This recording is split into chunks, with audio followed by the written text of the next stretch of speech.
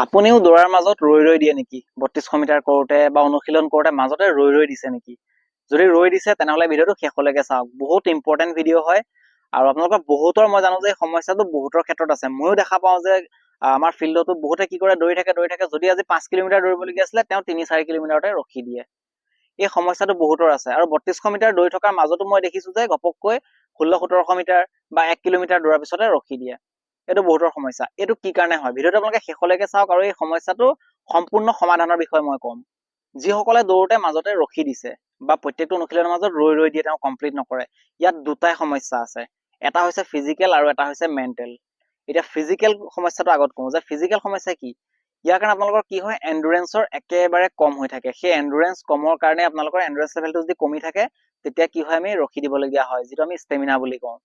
চ' আপোনালোকৰ যদি ষ্টেমিনা নাথাকে আৰু এণ্ডুৰেঞ্চ লেভেল যদি ভাল নাথাকে তেনেহ'লে আপুনি 100% দৌৰাৰ মাজত ৰখি দিবলগীয়া হ'বই। এতিয়া বহুতে কি কৰে, আপোনালোকে ৩২০০ মিটাৰৰ কাৰণে ৩২০০ মিটাৰে ৰানিং কৰি আছে। মই আপোনালোকক চিডিউল দিছো, যিসকলে ফ'ল' কৰিছে ভাল কথা, সেইসকলৰ নিশ্চয় ইম্প্ৰুভ হ'ব।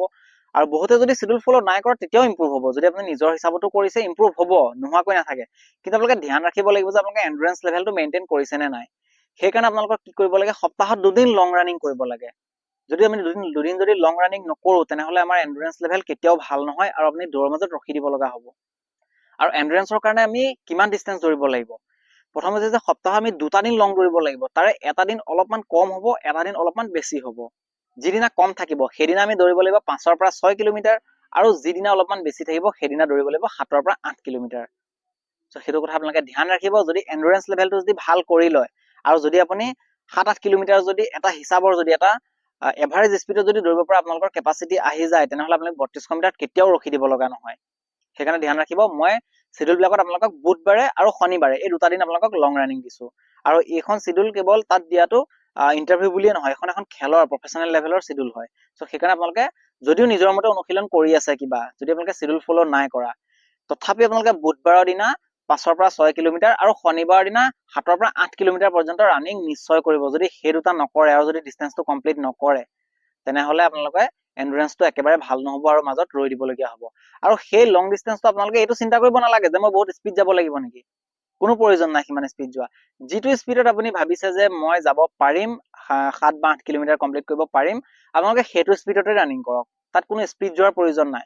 কেৱল আপুনি এণ্ডুৰেঞ্চ লেভেলটো বঢ়োৱাৰ ওপৰত ধ্যান দিয়ক যে সেই ডিষ্টেঞ্চটো আপোনালোকে কভাৰ কৰিব পাৰিছে নাই। এইটো নহয় যে মই খোজকাঢ়িছো দৌৰিছো তেনেকৈ নহয়। আপুনি প্ৰথম অৱস্থাত যদি নোৱাৰিছে লাহেকৈ যাওক, কোনো আপত্তি নাই, একেবাৰে লাহেকৈ যাওক, কিন্তু আপোনালোকে 8 কিলোমিটাৰ কমপ্লিট কৰিবলৈ চেষ্টা কৰক। সময় যিমান লাগে সেইটো বাদ দিয়ক, আপোনালোকে টাইমিং কোনো চোৱাৰ প্ৰয়োজন নাই। এইটো চাওক যে 7ৰ পৰা 8 কিলোমিটাৰ আপোনালোকৰ কমপ্লিট হৈছে নাই। চ' যদি আপোনালোকৰ প্ৰথমবাৰ যদি দৌৰোতে 7ৰ পৰা 8 কিলোমিটাৰ যদি দৌৰোতে আপোনালোকৰ যদি 40 মিনিট লাগিছিলে, নিশ্চয়কৈ পিছৰ দিনা আপোনালোকৰ 38 মিনিট 37 মিনিট তেনেকৈ আপোনালোকে কমাব পাৰিব। সেইকাৰণে টাইমিঙৰ চিন্তা নকৰিব, আপোনালোকে ডিষ্টেঞ্চটো কভাৰ কৰক আৰু এণ্ডুৰেঞ্চ লেভেলটো বঢ়াবলৈ চেষ্টা কৰক। চ' এইটো হৈছে প্ৰথম কাৰণ। যদি এই কথাটোৰ ওপৰত আপোনালোকে যদি ধ্যান দিয়ে তেনেহ'লে আপোনালোকৰ 60-70% ৰখি দিয়া সমস্যা শেষ হৈ যাব। আৰু এটা সমস্যা আছে যিটো মই কৈছিলো মেণ্টেল বুলি। সেই সমস্যাটো হৈছে বহুত গভীৰ সমস্যা। সেইটো ভাল ৰানাৰ্ছৰ ক্ষেত্ৰতো আহি যায়। কি হয়, মানসিকভাৱে যদি আমি ষ্ট্ৰং যদি নহওঁ, মনটো যদি খুব আমি দুৰ্বল কৰি থওঁ তেনেহ'লে কিন্তু ৰৈ দিবলগীয়া হয়। কি কাৰণে, ৰানিং হৈছে এটা যথেষ্ট কষ্টৰ বস্তু। সেইকাৰণে আপোনালোকে কি কৰিব লাগিব, ৰানিংটো সদায় এনজয় ভাৱে ল'ব লাগিব। আপোনালোকে আনন্দৰে ৰানিং কৰিব লাগিব। যদি খুব ডিপ্ৰেশ্যনত ৰানিং কৰিছে, আপোনালোকে যদি খুব কষ্টৰে ৰানিং কৰিছে, মই পাৰিম নে নোৱাৰিম, আপোনালোকে যদি মনত ভয় হৈ আছে যে মোৰ ৰানিং বেয়া হ'ব, ইণ্টাৰভিউত মই ফেইল কৰিম নি, এই চিন্তাবিলাক যদি মনলৈ আহি থাকে আপোনালোকে মাজত ৰৈ দিবলগীয়া হ'বই। সেইকাৰণে আপোনালোকে মানসিকভাৱে নিজকে ষ্ট্ৰং বনাওক। যদি আপুনি মানসিকভাৱে ষ্ট্ৰং বনাব পাৰে তেনেহ'লে আপোনালোকৰ কেতিয়াও মাজত ৰৈ দিবলগীয়া নহয়। কিছুমানে মনটো একদমেই দুৰ্বল থাকে, অলপমান দৌৰাৰ পিছত তেওঁ মনত যথেষ্ট চিন্তা থাকে, মোৰ টাইমিং বেয়া হৈছে নেকি, মই ইণ্টাৰভিউ পাছ কৰিব পাৰিম নে নোৱাৰিম নে, কেৱল মনত এই চিন্তাবিলাকে আহি থাকে।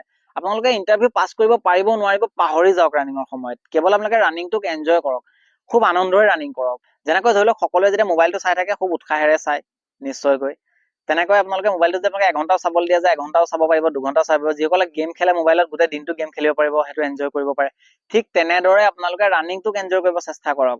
যেতিয়া আপোনালোকে ৰানিংটোক এনজয় কৰিবলৈ শিকিব, ৰানিংটো যেতিয়া আনন্দত কৰিবলৈ শিকিব, তেতিয়া আপোনালোকৰ এই যিটো চাপ আছে মানসিক, যিটো মই ইণ্টাৰভিউ পাছ কৰিব পাৰিম নে, বহুতৰ মনত ভয় থাকে, কি হ'ব কি নহ'ব, এই ভয়বিলাকৰ কাৰণে আপোনালোকৰ চিন্তাতে আপোনালোকৰ মানসিকভাৱে এটা চাপ পৰে আৰু সেই চাপটোৰ কাৰণে আপোনালোকে ৰখি দিব লগা হয়। এই সমস্যাটো শুধৰাই লওক। যদি এই দুটা যদি আপোনালোকে প্ৰব্লেম ঠিক কৰি ল'ব পাৰে, কেতিয়াও আপোনালোকে ৰানিঙৰ মাজত ৰখি দিবলগীয়া নহয়। সেইকাৰণে এই দুটা সমস্যা ঠিক কৰক। ফাৰ্ষ্ট সমস্যাটো হৈছে যে আপোনালোকৰ এন্ডুৰেন্স লেভেলটো ভাল কৰক, আৰু দ্বিতীয় সমস্যাটো হৈছে যে আপোনালোকে ৰানিঙত ভয় কৰি নাথাকিব। মনত যদি ভয় কৰি থাকে মই পাছ কৰিম, ফেইল কৰিম, মোৰ লং জাম্প নাযায়, কি হ'ব কি নহ'ব, এইবিলাক যদি আপোনালোকে ভাবি পেলাই ৰানিং কৰে তেনেহ'লে আপোনালোকে 100% ৰানিঙৰ মাজত ৰখি দিবলগীয়া হ'ব। সেইকাৰণে এই চিন্তাটো আঁতৰাই দিয়ক। যেতিয়া ৰানিং কৰে চব কথা পাহৰি যাওক। একো মাইণ্ডত আপোনালোকে এটাও কথা নাৰাখিব যে মই পাছ কৰিম নে নকৰিম, যি হ'ব হ'ব, আপোনালোকে পাহৰি যাওক। কেৱল সেই মুহূৰ্তটোত ৰানিংটো আপোনালোকে আনন্দত ৰানিং কৰক, সেই ৰানিংটো আপোনালোকে এনজয় কৰক সেই মুহূৰ্তত। তেতিয়া চাব আপোনালোকৰ ৰানিঙো ইম্প্ৰুভ হ'ব আৰু ৰখি দিবলগীয়া কেতিয়াও আপোনালোকৰ নহয়। আৰু এই কথাকেইটা আপোনালোকে মাত্ৰ এক সপ্তাহ ফ'ল' কৰক। এক সপ্তাহ ফ'ল' কৰি নেক্সট সপ্তাহত মোক কমেণ্ট কৰি ক'ব যে আপোনালোকৰ ৰৈ দিয়া সমস্যাটো ভাল হ'ল নে নাই হোৱা। মই 100% আপোনালোকক গ্যাৰান্টি দি কৈছো যে যদি এই দুটা আপোনালোকে মানি চলে আপোনালোকে কেতিয়াও ৰৈ দিবলগীয়া সমস্যা নহয়। কিন্তু এন্ডুৰেন্সটো আহোঁতে আপোনালোকৰ 2 সপ্তাহমান লাগিব পাৰে, কিন্তু মানসিকভাৱে আপুনি একে সপ্তাহতে নিজকে ঠিক কৰিব পাৰিব, অলপ ষ্ট্ৰং কৰিব পাৰিব। কিন্তু এন্ডুৰেন্সটো আপোনালোকৰ 2 সপ্তাহ লাগিব। যিহেতু আপোনালোকে যদি এন্ডুৰেন্সটোৰ কাৰণে ৰানিঙে কৰা নাই, লং ৰানিং কৰাই নাই, তেনেহ'লে প্ৰথম সপ্তাহতে নাহিব, আপোনালোকে 2টা সপ্তাহ কৰিব লাগিব, তাৰপিছত আপোনালোকৰ আহিব।